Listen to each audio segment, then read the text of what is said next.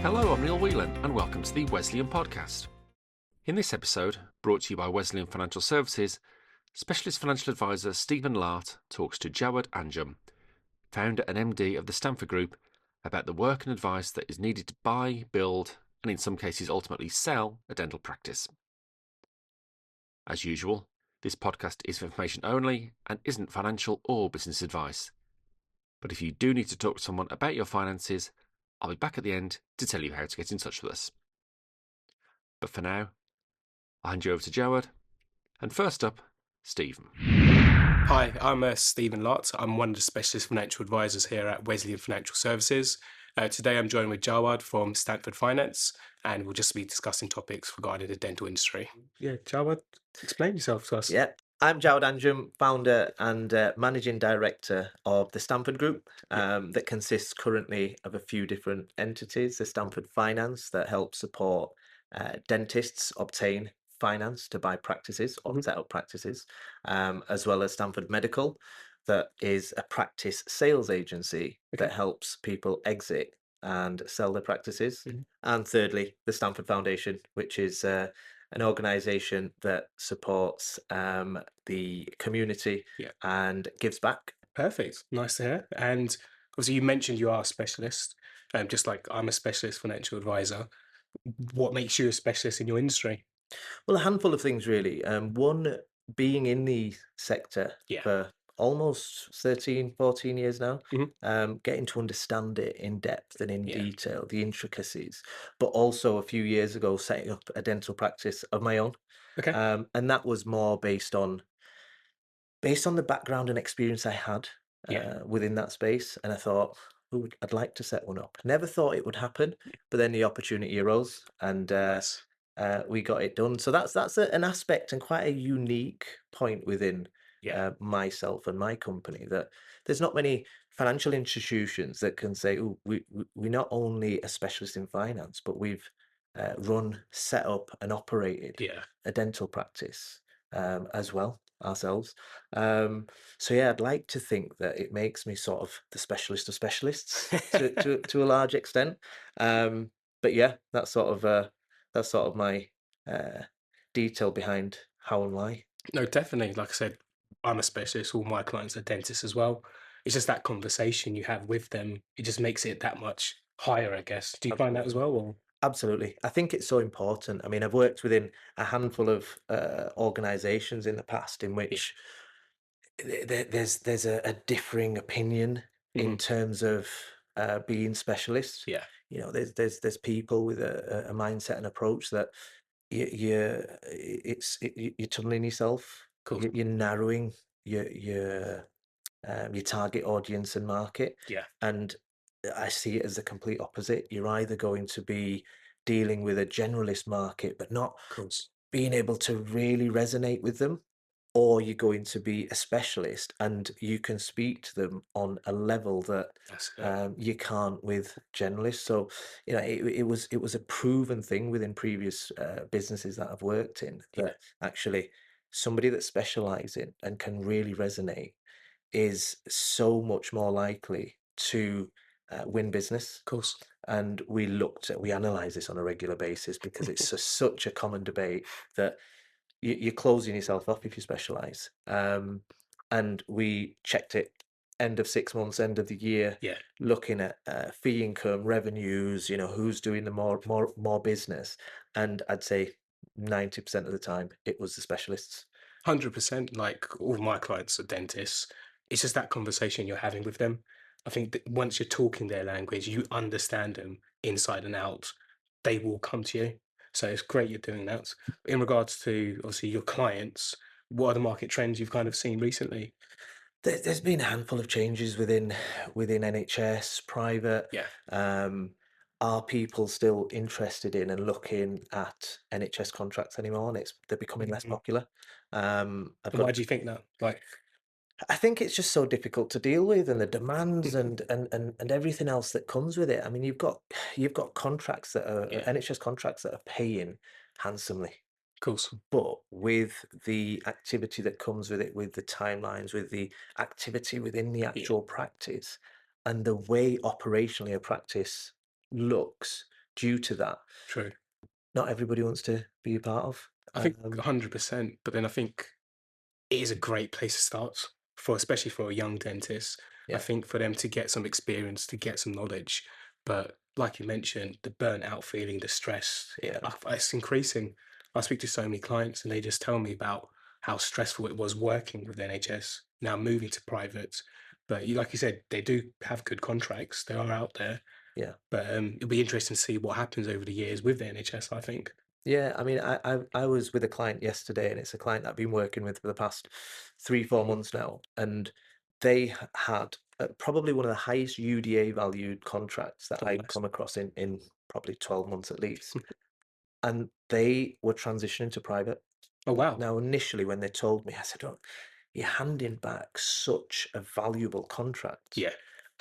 Is this the right thing?" And we analysed it. We went through Hmm. the data. We went through the detail, and they sort of looked at it and said, "Yes, it is." It is. And the vision, the sort of approach to their business and what Yeah. they wanted their business to look like was not NHS, and that's fundamentally what it came down to. Wow. I did a valuation for them a couple of weeks ago, Hmm. and it was probably on par with what it was when it was Okay. NHS, which is actually really impressive Yeah, of course. for a practice to be in that position where they say, "There you go, NHS contract, back to local area teams, off you go. Yeah, of We're turning everything into private," which isn't easy in itself. course. They've managed to transition it over a space of time, slowly, Yeah, gradually, and it's proving to be the right decision for them. And I think potentially more and more will come start to from. do that.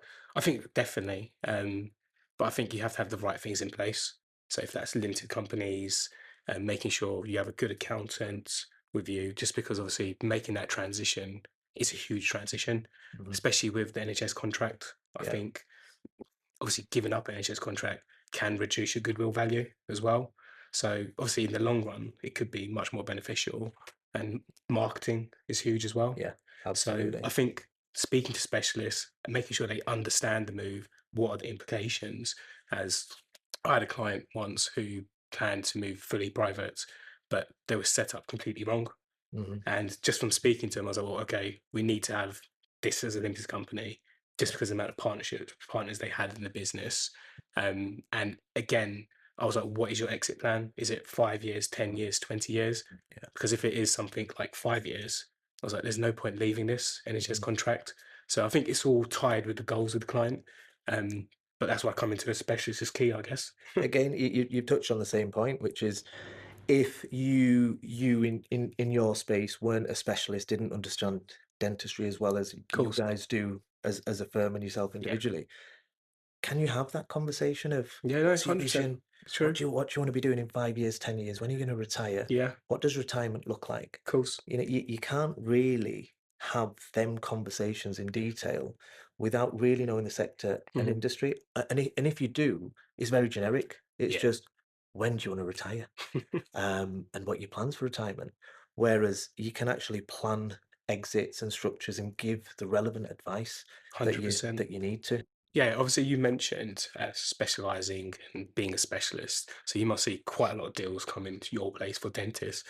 What would you say is a good looking deal for a dentist? What should they be looking for a dental practice if they are interested in purchasing a practice? So I had a conversation with a potential client on the drive down, Okay, uh, nice. and they are looking to buy their first practice. Hmm. Now, there's not necessarily an ideal Yeah, because preference is really of important. course.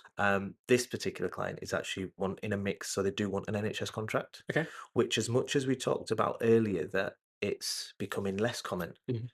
it's still there. Yeah, And there is still some demand. And I say some demand, it's probably still of pretty course. strong, just not as strong As before. as it has been Yeah, historically.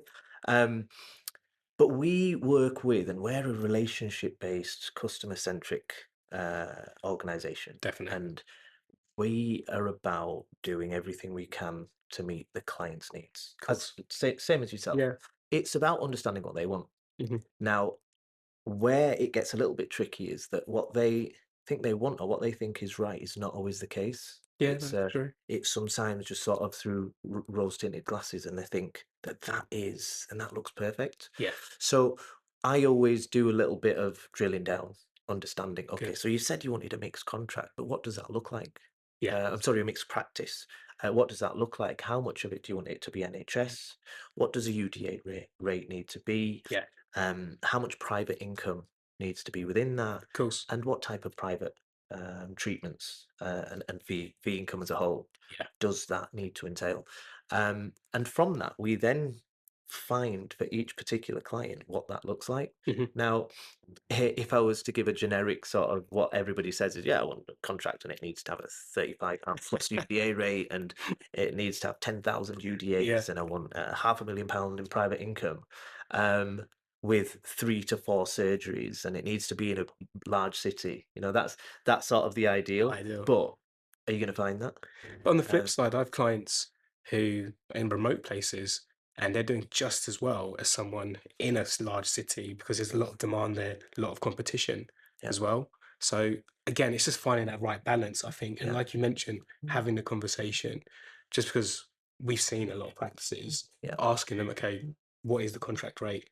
What happens if your associate is off sick? Do you have yeah, any insurances in place? So these are questions I always say to the client because I never want a client to come to me and say, Stephen, why did you not tell me about this? yeah, yeah, So when I speak to a client about, okay, you're interested in the practice, I always make sure they understand, okay, what anomalies could we have and how can we get over them? yeah. I think that's a very big topic for them as well. Absolutely, absolutely. The financial analysis at that Yeah, of particular point and pre taking something on is so, so important. course. Um, and I'm going to mention the specialist broker and specialist finance Yeah, point again.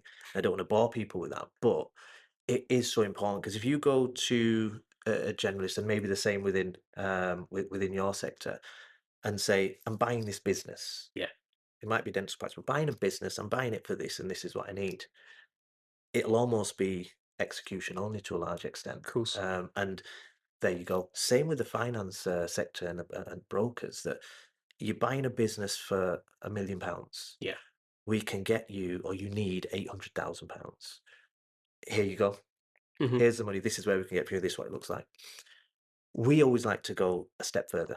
Okay. I've talked clients out of buying businesses, and that's me talking myself out of a deal as well, Yeah, of course. because I'm not charging for the conversation that I'm having with the client, Yeah. the initial conversation. I'm not there's nothing that is charged up front by what we do. Hmm. It's all down to transaction. Of So if course. I've just talked somebody out of buying something, that's basically pushing a client out of door to a large extent.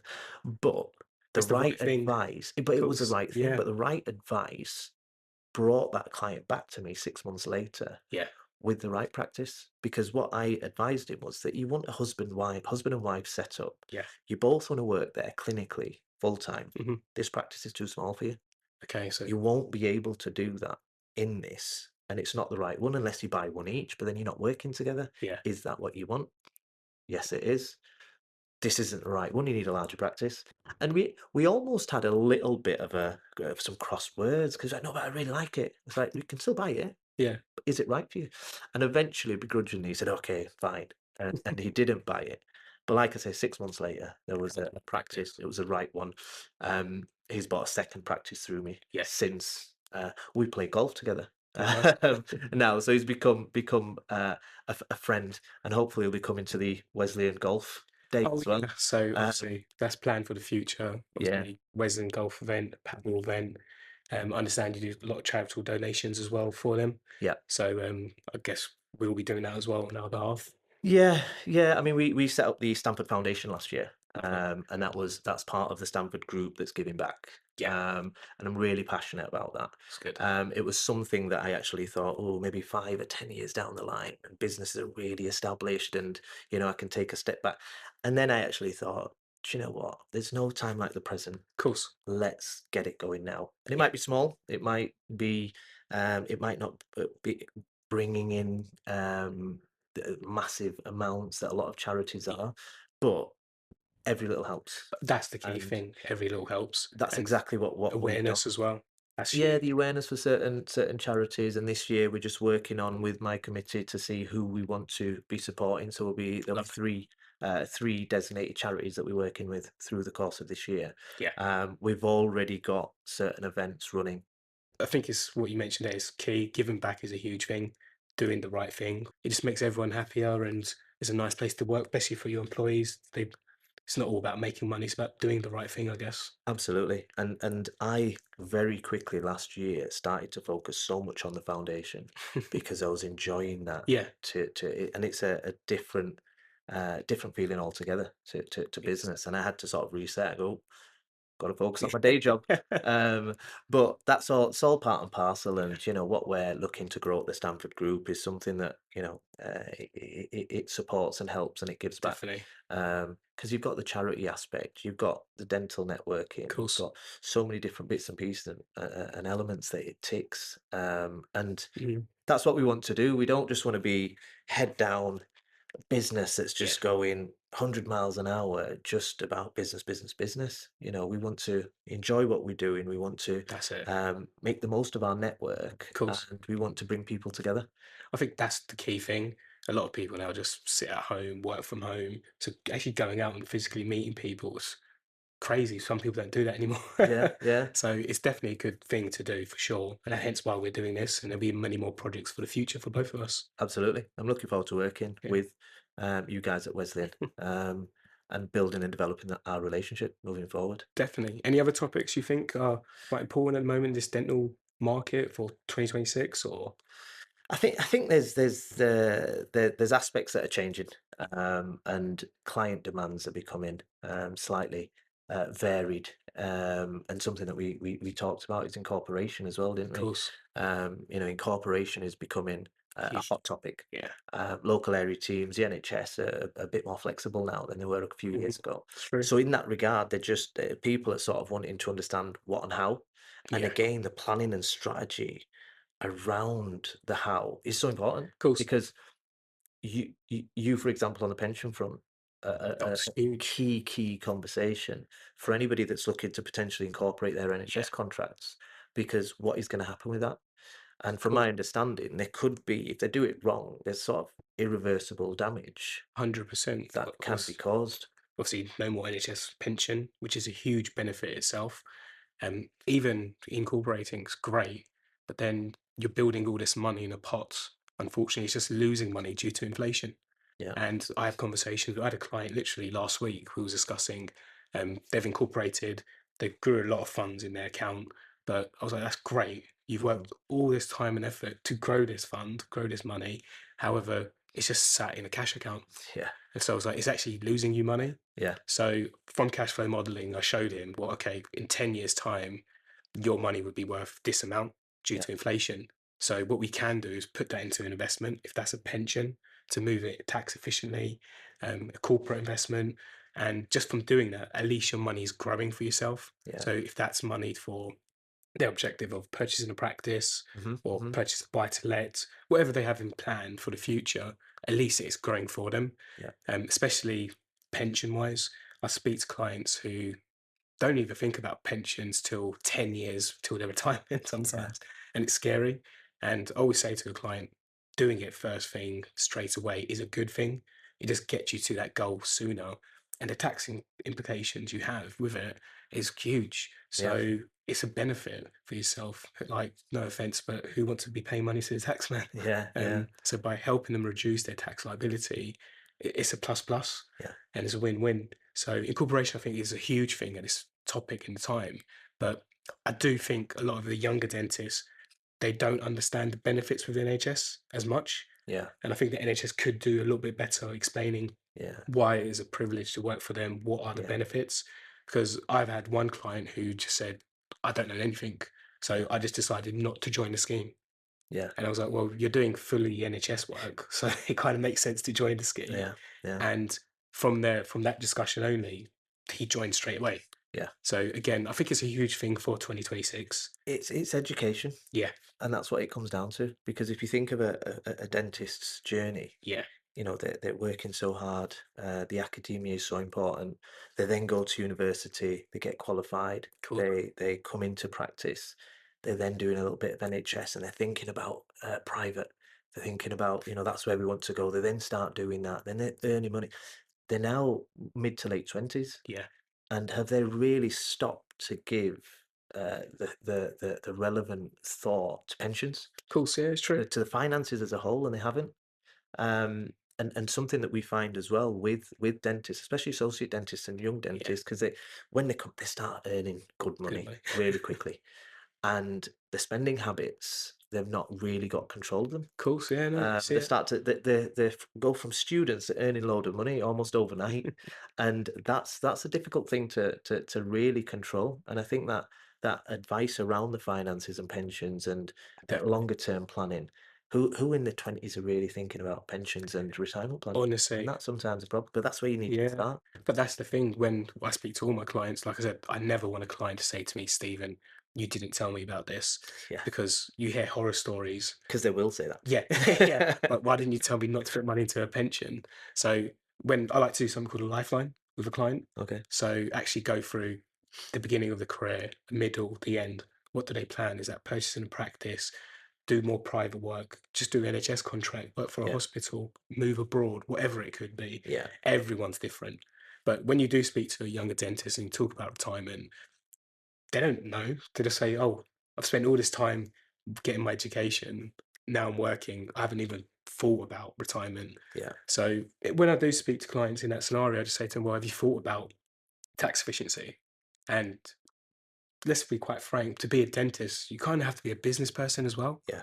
And they don't really train you to become a business person because you're doing your own taxes, your own accounts. Yeah. So just having these little conversations and helping them understand, okay, well, there are things we can put in place, and it matters where your journey is. You might not want a pension at this moment in time, but just to know that I'm here when we need to, it's good for them to know as well, I think. Perfect. Well, thank you for coming today. Obviously, the discussion today has been great. Obviously, we look forward to working with you for the future now. You are one of our partners, so we appreciate that. We obviously have the golf day, paddle day events.